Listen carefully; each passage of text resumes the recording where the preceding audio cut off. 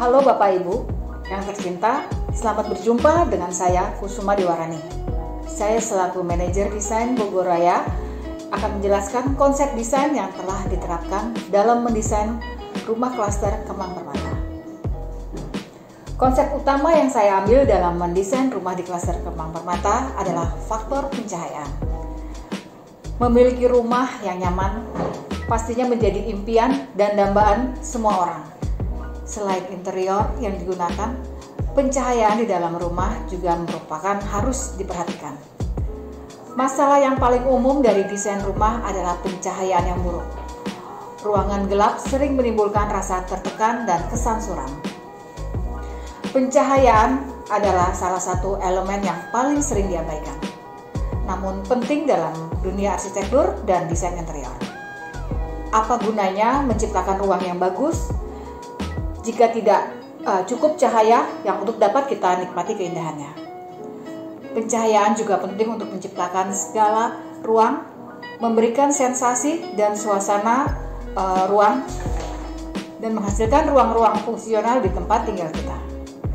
Desain pencahayaan yang bagus menjaga keseimbangan tiga pencahayaan utama, yaitu ambience, fungsi, dan aksen. Untuk rumah Kemang Permata ini, saya sebagai arsitek memutuskan rencana pencahayaan berdasarkan kebutuhan ruang individu serta bagaimana menjaga keseimbangan untuk mencapai efek tertentu. Berikut adalah beberapa tips yang layak dipertimbangkan untuk mengatur pencahayaan dalam rumah. Cara memaksimalkan cahaya yang masuk dalam rumah, saya ambil poin pertama, yaitu pilih warna yang tepat. Pergantian warna pada cat dinding bisa memberikan perubahan yang dramatis. Warna-warna cerah itu sebenarnya lebih cocok untuk digunakan sebagai aksen saja, karena itu bisa membuat ruangan terasa lebih gelap. Mengecat ruang menjadi warna putih itu akan membuat ruang yang gelap itu menjadi lebih terang. Hal ini mungkin disebabkan oleh sifat warna putih yang memantulkan cahaya. Jika warna putih itu terlalu membosankan, kita bisa cari warna alternatif yang lain, misalnya seperti warna soft atau warna krem. Poin yang kedua yaitu memasang vitrase atau gorden yang tipis.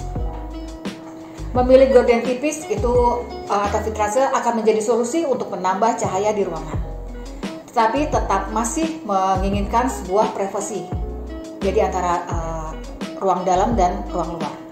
Jendela masih tetap kita buka untuk membiarkan aliran udara masuk, serta cahaya juga tidak membuat ruangan menjadi gelap. Gorden akan berfungsi sempurna meski jendela itu terbuka atau saat malam sekalipun. Pemilihan warna dan desain gorden yang tepat juga akan membuat ruangan lebih menarik. Pemilihan warna gorden tipis itu juga mempengaruhi jumlah cahaya yang masuk. Jika Bapak Ibu memasang gorden yang warna abu-abu terang, itu cahaya yang masuk juga tidak akan sebanyak saat kita memilih warna putih. Dan untuk poin yang ketiga yaitu ventilasi, tidak hanya sebagai sirkulasi. Umumnya kehadiran ventilasi ruangan memang bertujuan sebagai sumber dan sirkulasi udara di dalam ruang. Namun selain itu, ventilasi ruang itu juga dapat dimodifikasi untuk memungkinkan masuknya cahaya alami ke dalam ruang. Untuk itu tidak ada salahnya kita memberikan ventilasi ruang yang lebih lebar dengan penggunaan material-material tembus pandang dan memungkinkan cahaya untuk masuk ke dalam hunian. Poin yang keempat yaitu cermin. Tantangan yang dihadapi pengembang adalah agar lebih kreatif membuat desain rumah yang tidak hanya praktis, namun juga fungsional. Cermin atau kaca dengan bingkai yang indah dapat meningkatkan daya tarik kamar. Untuk ruang kecil dengan sedikit atau tanpa cahaya, pantulan cermin itu akan lebih mencerahkan ruangan. Disarankan juga Bapak Ibu untuk menempatkan cermin itu menghadap pintu atau jendela untuk mendapatkan pantulan cahaya dan memberikan kesan ruangan lebih indah. Nah, untuk poin yang kelima, yaitu hindari sekat ruangan. Hilangkan sekat ruang dengan sekat yang masif yang membutuhkan banyak sumber cahaya. Hal ini pastinya akan memboroskan uang juga kalau kita ada penambahan energi buatan. Buatlah sekat yang tidak masif, Misalnya, menggunakan kaca transparan atau aksesoris sebagai pemisah antar ruangan. Ya, bisa juga menggunakan divider atau partisi. Untuk ruang tanpa sekat, maka ketika lampu dapat menerangi ruangan tersebut, ruang yang lain itu akan terkena juga cahaya tersebut.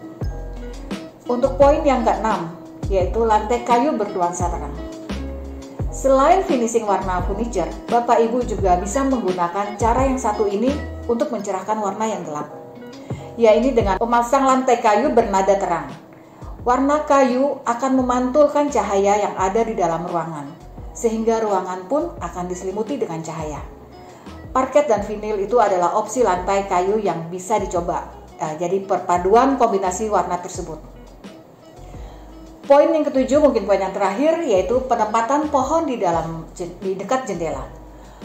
Pohon ternyata itu bisa menjadi salah satu faktor mengapa rumah kita tuh terasa suram. Coba kita cek kembali apakah jendela di rumah kita terhalang oleh pohon-pohon yang menghias rumah. Jika benar, segera singkirkan atau pindahkan pohon tersebut agar cahaya itu bisa masuk ke dalam rumah tanpa hambatan. Banyak sekali alternatif cara hadirkan pencahayaan alami pada hunian Bapak Ibu. Selain menggunakan jendela, metode pencahayaan alami serta konvensional yang lebih umum digunakan. Dengan kreativitas, banyak sekali elemen-elemen pada ruang yang bisa menjadi jalur masuknya pencahayaan alami ke dalam rumah. Penggunaan material atap, kaca, dinding glass block, serta roster itu juga menjadi beberapa alternatif unik yang bisa menjadi pilihan. Meskipun memiliki pencahayaan bersumber alami yang baik pada ruang, jangan pernah sepelekan kehadiran dari pencahayaan buatan untuk memaksimalkan pencahayaan ruangan. Yuk, mari kita mulai berkreasi dan ciptakan ruangan yang lebih nyaman dan fungsional dengan pencahayaan alami dan pencahayaan maksimal. Apalagi dengan adanya kondisi pandemi COVID-19 seperti ini, kita sangat membutuhkan ruangan yang dengan pencahayaan alami agar sirkulasi udara benar-benar bisa kita rasakan. Demikian ulasan pendek kami mengenai pencahayaan dalam pembahasan klaster Kemang Permata. Salam sehat untuk Bapak Ibu.